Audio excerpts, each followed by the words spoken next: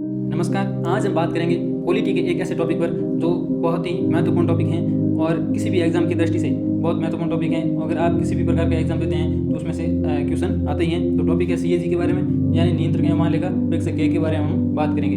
क्या है कि भारतीय संविधान का सबसे महत्वपूर्ण अधिकारी होता है। भारत सरकार के वर्ष भर में किए गए खर्चे का हिसाब किताब रखता है, यानी जनता के द्वारा चुने गए जनप्रतिनिधि जो जनता का प्रतिनिधित्व करते हैं और जनता के लिए योजनाओं का क्रियान्वयन करते हैं, उनके द्वारा भारत सरकार के जो पैसा है उसका कहीं दुरुपयोग तो नहीं हो रहा है। इसके नियंत्रण के लिए, इसकी जांच के लिए, ऑडिट करने के लिए सीएजी का पद बहुत ही महत्वपूर्ण है। इसके लिए सीएजी पद का सृजन किया गया है। आइए देखते हैं सीएजी से संबंधित संवैधानिक प्रावधान क्या क्या है। तो योग्यता संविधान में उल्लेख नहीं है, यानी योग्यता सीएजी के पद के लिए योग्यता का संविधान में कोई प्रावधान नहीं किया गया है। आर्टिकल 148 में योग्यता का निर्धारण किया गया है। योग्यता के लिए निर्धारण संसद के द्वारा किया जाएगा। सामान्यतः आईएएस अधिकारी होता है। नियुक्ति राष्ट्रपति द्वारा मंत्रिमंडल की सलाह पर की जाती है, यानी सीएजी की नियुक्ति राष्ट्रपति के द्वारा मंत्रिमंडल की सलाह पर की जाती है। लाल कृष्ण आडवाणी ने कॉलेजियम व्यवस्था की मांग की थी कि सीएजी की नियुक्ति के लिए कॉलेजियम व्यवस्था भी होनी चाहिए, यानी ताकि सीएजी की पारदर्शिता बनी रहे। अगला है, जैसे सीएजी की नियुक्ति के समय वारंट या अधिनियम जारी किया जाता है। वारंट और अधिनियम और किन किन के लिए जारी किया जाता है, जैसे सुप्रीम कोर्ट के जज, हाई कोर्ट के जज, राज्यपाल व सीएजी के लिए जारी किया जाता है। शपथ का उल्लेख संविधान में 30वीं अनुसूची में किया गया है। कार्यकाल 6 ईयर्स या 65 ईयर्स का प्रावधान किया गया है। अब देखते हैं कि सीएजी किसकी शपथ लेते हैं। सीएजी के द्वारा यानी शपथ लेते समय किसका उल्लेख किया गया है, किसकी शपथ लेते हैं, तो संविधान में उल्लेख 30वीं अनुसूची में किया गया है सीएजी का शपथ के बारे में। विधि द्वारा स्थापित भारत के संविधान के प्रति सच्ची आस्था व निष्ठा की शपथ लेता है। भारत की संप्रभुता, अखंडता व एकता को बनाए रखना, संविधान के कानूनों को बनाए रखना, बिना किसी भय, पक्षपात, स्नेह, दुर्भावना के साथ विधिवत और ईमानदारी से अपनी क्षमता के अनुसार तथा ज्ञान व न्याय से अपनी क्षमता के अनुसार व न्याय के साथ अपने कार्यकाल के कर्तव्यों का श्रेष्ठतम उपयोग करने की शपथ है जो सीएजी के द्वारा दी जाती है। अब बात करते हैं सीएजी के वेतन के बारे में।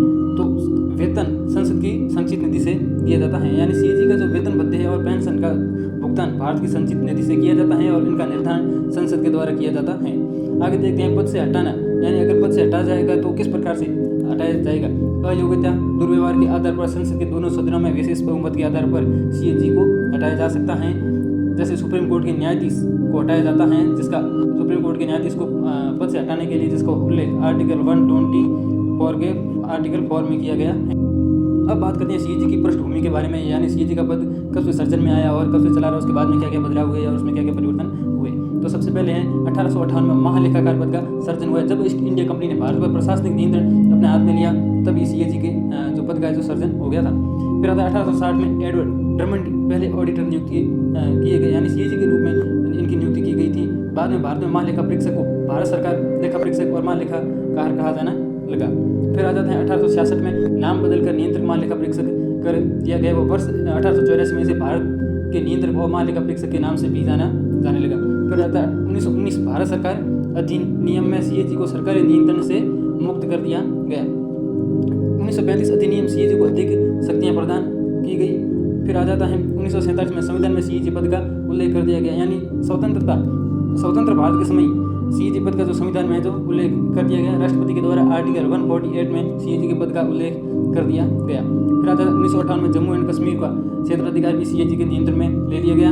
फिर आता है 1971 में केंद्र सरकार ने अधिनियम 1971 लागू किया, जिसमें कर्तव्य, शक्तियाँ, सेवा, शर्तें अधिनियम 1971 में इनका उल्लेख किया गया और उनको लागू किया गया। वो केंद्र व राज्य सरकार के लेखांकन की जिम्मेदारी भी सीएजी को दी गई। इसके अलावा 1976 में सीएजी को लेखांकन के कार्यों से भी मुक्त कर दिया गया। अब देखते हैं कि सीएजी से संबंधित संविधान में कौन कौन से आर्टिकल है, यानी संविधान में संवैधानिक प्रावधान कौन से आर्टिकल का किया गया है। तो सबसे पहले है आर्टिकल 148 सीएजी की नियुक्ति व शपथ से संबंधित जो उल्लेख है वो 148 में किया गया है। फिर आता है आर्टिकल 149 सीएजी के कर्तव्यों व शक्तियों का उल्लेख किया गया है। फिर आता है आर्टिकल 151 सरकार के खातों की जांच संबंधी रिपोर्ट राष्ट्रपति को सौंपता है और राष्ट्रपति उसे संसद के समक्ष रखी जाती है। फिर आता है आर्टिकल 279 वास्तविक आय की गणना सीएजी के द्वारा प्रमाणित व सीएजी का प्रमाण पत्र अंतिम माना जाएगा, यानी सीएजी के द्वारा की गई जांच का जो प्रमाण पत्र है वही अंतिम माना जाएगा।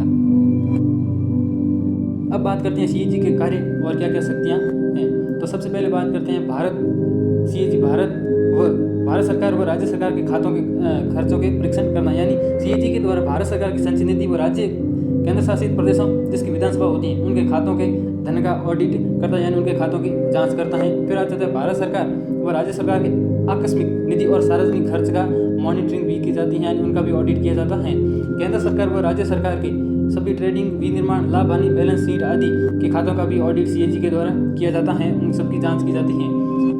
केंद्र की रिपोर्ट राष्ट्रपति को व राज्य की रिपोर्ट राज्यपाल को सौंपा जाती है, यानी केंद्र के खातों से संबंधित रिपोर्ट राष्ट्रपति को सौंपी जाती है तो राष्ट्रपति संसद के दोनों सदनों के समक्ष रखी जाती हैं, जबकि राज्य की खातों से संबंधित जो भी रिपोर्ट है राज्यपाल को सौंपता है जो विधानमंडल के समक्ष राज्यपाल के द्वारा रखी जाती है। अगला कार्य है संसद की लोक लेखा समिति पब्लिक अकाउंट कमेटी के मार्गदर्शक मित्र और सलाहकार के रूप में कार्य करता है। तो देखते हैं PAC के बारे में, यानी PAC की कैसी कमेटी है। तो देखते हैं PAC लोक लेखा समिति CAG की ऑडिट रिपोर्ट केंद्र व राज्य में PAC को सौंपी जाती है, यानी CAG के द्वारा जो भी रिपोर्ट है उसकी जांच करने के लिए PAC जो समिति है उसको सौंपी जाती है। अगर भारत सरकार के खातों की वित्तीय विनियोग खातों की सार्वजनिक क्षेत्र उपक्रमों पर ऑडिट रिपोर्ट PAC को सौंपी जाती है, PAC के द्वारा इस रिपोर्ट को CAG को सौंपता है, वह राष्ट्रपति संसद के समक्ष प्रस्तुत करता है, यानी CAG के द्वारा जो भी रिपोर्ट है वो PAC समिति को सौंपी जाती है। उसके बाद PAC के द्वारा जांच के बाद ही उसको CAG को सौंपा जाता है और उसके बाद CAG राष्ट्रपति को सौंपता है, जिसको राष्ट्रपति संसद के समक्ष रखता है, दोनों सदनों के समक्ष। PAC में 22 सदस्य होते हैं, जिसमें 15 लोकसभा और 7 राज्यसभा से होते हैं। PAC का अध्यक्ष विधानसभा के विपक्ष का नेता होता है, वर्तमान में अधीर रंजन चौधरी हैं। PAC का कार्यकाल 1 वर्ष का होता है, वह मंत्री इसके सदस्य नहीं होते हैं। सदस्यों का चुनाव एकल संक्रमणीय आनुपातिक पद्धति से किया जाता है। अब बात करते हैं विश्व में भारत की तुलना, यानी विश्व के जो अन्य देश हैं उसकी तुलना से जब भारत से की जाती है तो उनके CAG के द्वारा किस प्रकार से कार्य किया जाता है, भारत के CAG किस प्रकार से कार्य करते हैं। तो भारत में CAG संसद का सदस्य नहीं होता है, वहीं ब्रिटेन में CAG हाउस ऑफ कॉमन का सदस्य होता है। UK व अमेरिका में CAG का कार्यकाल क्रमशः 10 व 15 वर्ष का होता है, जबकि भारत में 62 और 6 वर्ष का होता है। भारत में CAG पैसा खर्च होने के बाद ऑडिटिंग करता है, जबकि UK में CAG की मंजूरी के बिना पैसा भी नहीं निकाल सकते। भारत का CAG केवल महालेखा परीक्षक की भूमिका निभाता है, जबकि ब्रिटेन में CAG नियंत्रक या महालेखा परीक्षक की भूमिका भी निभाता है। अब बात करते हैं कि वर्तमान में क्या चुनौतियाँ और बदलाव की ज़रूरत है, यानी CAG में वर्तमान में सामने क्या क्या चुनौतियाँ हैं और उसमें क्या क्या बदलाव की ज़रूरत है। तो सरकारी धन व सार्वजनिक वस्तुओं का दुरुपयोग को रोकना।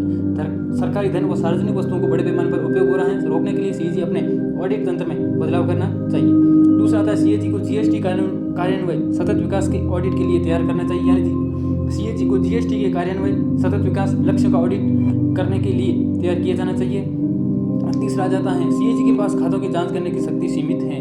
कैग के पास खातों की जांच करने की शक्ति सीमित है, यानी इस पैसे पर कोई अधिकार नहीं है जो सरकारी निधि से खर्च किया जा चुका है, वह तभी जांच कर सकता है जब पैसा खर्च किया जा चुका होता है उसके बाद में। फिर आ जाता है CAG की नियुक्ति के लिए कॉलेजियम की व्यवस्था होनी चाहिए, यानी नए CAG के चयन के लिए मुख्य सतर्कता आयोग CVC या कॉलेजियम की व्यवस्था होनी चाहिए। कॉलेजियम की व्यवस्था की जो मांग है वो है सबसे पहले लाल कृष्ण आडवाणी के द्वारा की गई थी।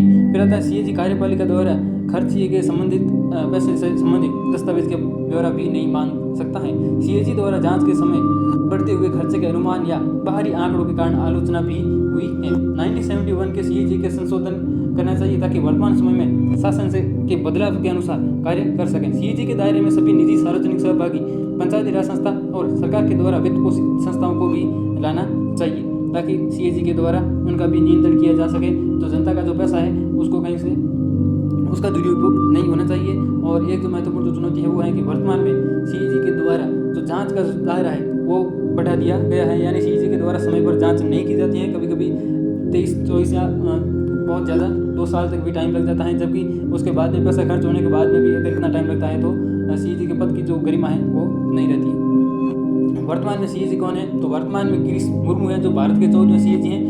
मुर्मू ओडिशा के निवासी हैं और 1985 बैच के IAS अधिकारी हैं जो पहले जम्मू एंड कश्मीर के उपराज्यपाल थे और वर्तमान में भारत के CAG हैं। और जम्मू एंड कश्मीर के उपराज्यपाल मनोज सिन्हा हैं जो पूर्व केंद्रीय मंत्री हैं, उनको बनाया गया है। और सबसे महत्वपूर्ण बात यह है कि CAG को PAC यानी लोक लेखा समिति का आंख व कान भी कहा जाता है। तो ये था दोस्तों आज का हमारा टॉपिक। अगर आपको पसंद आया हो तो अपने फ्रेंड के साथ शेयर जरूर करें।